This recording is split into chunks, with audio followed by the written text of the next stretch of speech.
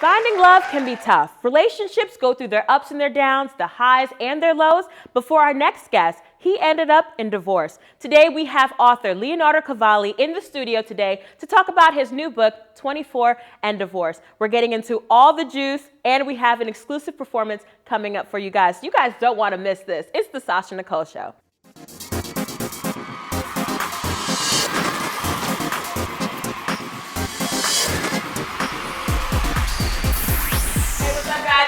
Sasha Nycole. Welcome to another episode of the Sasha Nycole Show. Today we have an amazing author here in the studio with us today. He is the author of the new hit book that has everyone talking, 24 and Divorce. He goes by the name of Leonardo Cavalli, and he's here with us today. Thank you so much for joining us. Absolutely. Thank you. All right. Well, thank you so much for coming on the show. We have to talk about this book, 24 and Divorce. Thank you so much for my copy and the message inside. Absolutely. I thought it was wonderful. So, I mean, in the beginning of this book, you're in a clinic. Yeah. And you're about to undergo some tests for this new drug, and you're talking about the space that you were in basically after the divorce. Mm-hmm. So let's just talk about this process. Let's fast forward. Yeah. You were in college when you met this young woman. Yeah. So my senior year of college, I was student body president, like just about to graduate. Okay. And talk about how you guys met. We actually met through her brother. So I went from an RA to the president of the university, and then you was working. Yeah. So he wanted to be president after I left. So kind of took him under my wing, started talking to him a little bit, and then he's like, "Oh, you're pretty much just like my sister. Oh, you guys should meet." And I'm like, everyone's trying to introduce me to their sister, so right. You know, I just had to blow it off. But then we connected and just took off from there. Okay, so you guys built this connection. At the time, you were very pure. Yeah. You know, you hadn't done anything sexually with anyone. Yeah. Was that your first girlfriend? It wasn't my first girlfriend, but you know, that was the person that I had, you know, wanted to get engaged to and then marry later on. When did you see things start to go wrong in the relationship? I really actually started to see things go wrong after we got engaged. I was actually in Oklahoma and she was over in Chicago, so that's like a 13-hour drive. Oh yeah. So I'm going and I'm driving every other weekend up there, you know, because if you're committed and you really love somebody, like you're gonna make it work, you know. But we had set rules in place, and you know, just about like not hanging out with ex-boyfriends or you know, just me hanging out with a female alone or her, because again, you just want to have boundaries. But things started going wrong after we got engaged because I found out that she was actually hanging out with ex-boyfriends while we were together. So You did a lot of hindsight. Yeah. In the book, you talk about if I had known that then, I probably would have went through with that. But it was a few times. Yeah. So putting yourself in the moment, you were completely blindsided about everything that was going on with her family. Yeah. Yeah. So. Yeah. And the thing is, I talk about that in Red Flags. Okay. Just because, you know, for me, I was the youngest of 4 children, so for me, I could always, you know, watch what my older brothers and sisters did and then avoid that. But for me, you know, being in this situation, I even talk about it in the book how studies show that when you're pretty much in the first 6 months of dating or when you're in love, the honeymoon phase, there is dopamine and other hormones that are heightened, and it has the same effects as being addicted to cocaine. Wow. Yeah, so that's were you addicted to coke? I mean, if you're in love, but in all honesty, love is one hell of a drug. Yeah, it just talks about like why people keep going back to bad relationships even though they know it's wrong. Okay. Because they get high at those people. Right, and there's basically like a high that you were going through. Well, you know, obviously there's 2 sides to every story. There's your side, obviously the one you wrote in the book. There's her side, and then there's the truth. Well, we had a surprise for you. It was written right here. We did have a little surprise for you in the studio today. Okay. We actually have your ex-wife. Awesome. Here, coming. Security! All right, just play. We don't have your ex-wife coming, but have you spoken to her? So after the divorce, like it was probably a couple months, like close to a year after that time, where she called me, you know, and she was just crying her eyes out. And she was like, you know, I didn't want to do this. I didn't want to get a divorce in the first place. It was my dad. She talked about how hard it is to date and how there aren't good guys out there. She had also just reached out in regards to, you know, saying that she, you know, missed the life that we had. Right. You know? And, well, you never know what you have until it's gone. Yeah, and then funny enough, during my first radio interview, you know, a couple months ago, she actually called in to the radio station. Really? Yeah. What did she say? Yeah, she said, hi, is this where Leonardo Cavalli is? And like, it was already like suspicious. Right. Because we were getting calls before that. They were like, oh, we love the book, we love the music. And then the person, the host was like, yeah, This is where he is. And she's like, I'm just trying to go off, and they shut the. What? Shut down. Yeah. So she's not happy with this book right now. It's safe to say that. Apparently not. It was funny. Is that why you like chose not to use her name in the book? Yeah, that, and also my legal team is pretty strong. Right. And they're like, don't mention nothing. I fought them for hours before I released the book because they were like, no, you have to take her name out. You have to take her name out. So.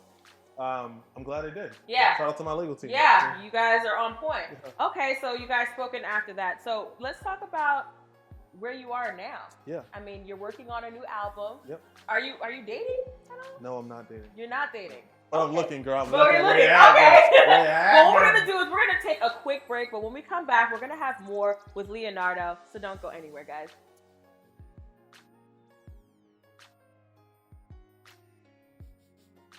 Welcome back, you guys. We're still in the studio with Leonardo Cavalli, the author of the new hit book, 24 and Divorce. Now, we were just talking about relationships. First relationship that I want to talk about actually is the relationship between you and your parents. In the book, before you got married, actually when you're in the process of getting engaged, you knew that your parents would not approve. Yeah. So how was that feeling? I know you're saying that you were sitting at the table. Yep. And your palms are sweating, and you're nervous because you're scared to tell your parents. Yeah. What was going through your mind? I was like, my dad is gonna kill me. You have to do it in your dad's accent, though. What did you think he was gonna say? He said, Leo, my friend, let me tell you something, okay? There is no way you marry this girl in this house today. I can't. So yeah, if you ever saw Coming to America, that's just like my dad. Okay. It sounds like Darth Vader mixed with Mufasa from The Lion King. Okay. Yeah. All right. So obviously they weren't too happy about that, and it kind of created a little rift in your relationship. Like they didn't come to the wedding. Yeah. That must have really sucked because it was her family only basically at the wedding, and you didn't really have that support from yours. At that point, did you think maybe I shouldn't go through with this? Yeah. I mean, there were several times, throughout the engagement, especially after me and my parents were butting heads, where I thought about that. But one thing about me is that I'm very hard-headed.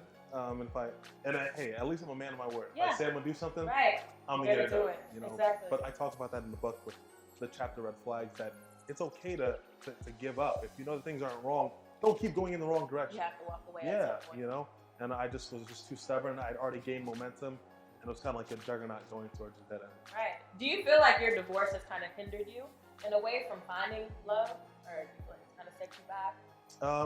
No, I think if anything, it's made me a lot wiser. The reason why I thought love was so pure and so awesome was because I was watching my parents' relationship my entire life, and this year they celebrate 40 years of marriage. That's amazing. You don't find that too often. No, but what you really don't find is the fact that I literally have never ever seen my parents argue.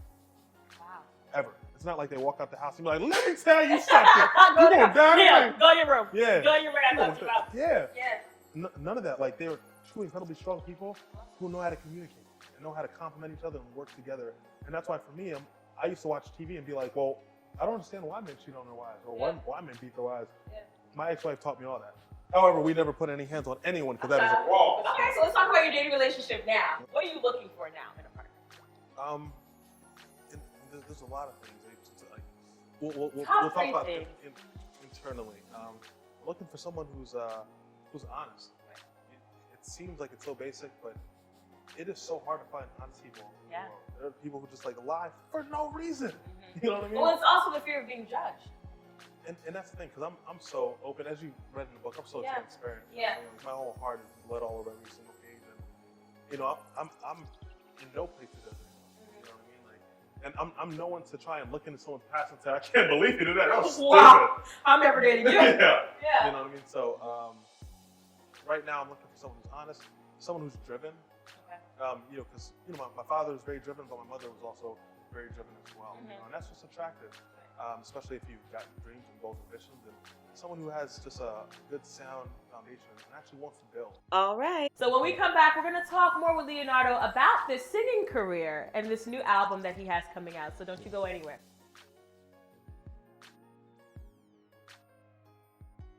Welcome back to the studio, guys. This is your host, Sasha Nycole. We are still here in the studio with Leonardo Cavalli, author of 24 and Divorce. And he has a new project coming out, which I'm sure you all are going to love. You're actually working on an album. Yeah. Based off of your experiences that you've been through in your marriage, relationships, and talk about how this came about. Yeah, so in the book there's a chapter entitled "The Dark Side," and that's where, after the divorce, I was in a really depressing manner. I was in a club fighting all the time, just in the streets, just running wild. Living that wild life. I was wild.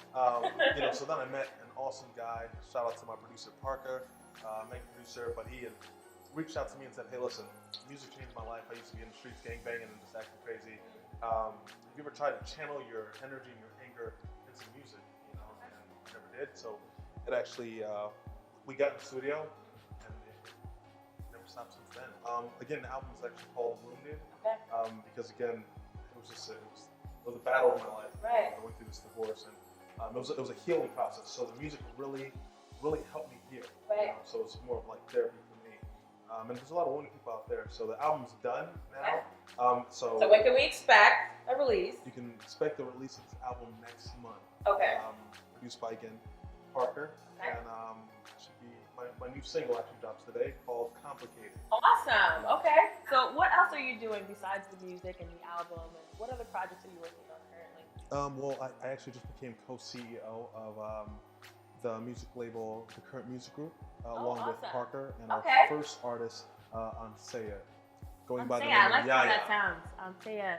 Yeah. Okay, so now you're also managing other artists. Yeah, absolutely. Helping develop their careers. Yeah, so we're very serious about this. Right, okay. Well, we look forward to hearing more from you. Why don't you tell the people at home where they can follow you? Because up next, you're about to do a performance. Yeah, absolutely. Very special for us. Okay, so Let's why don't get you tell the people before you do your performance where they can follow you at online? Yeah, well, on SoundCloud, where my song is available right now, it's King_Cavalli. That's Cavalli. Also on Instagram, that's King Cavalli. King_Cavalli, Cavalli. Also on Facebook, it's Leonardo Cavalli. And I think that's pretty much it. Twitter, King Cavalli as well. King_Cavalli. All right. Well, we want to thank Leonardo for coming on the show. Don't you guys go anywhere, because up next we have a very exclusive performance. So you guys don't want to miss it.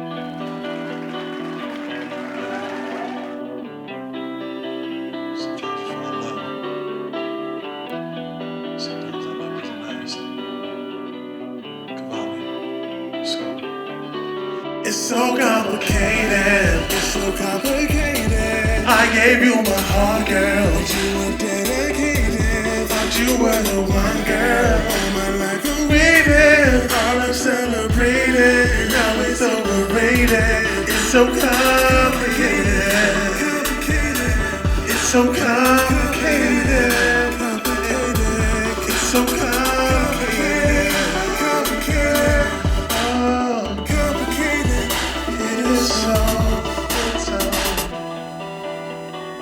Sometimes that one person who gives you life is the same one that kills you.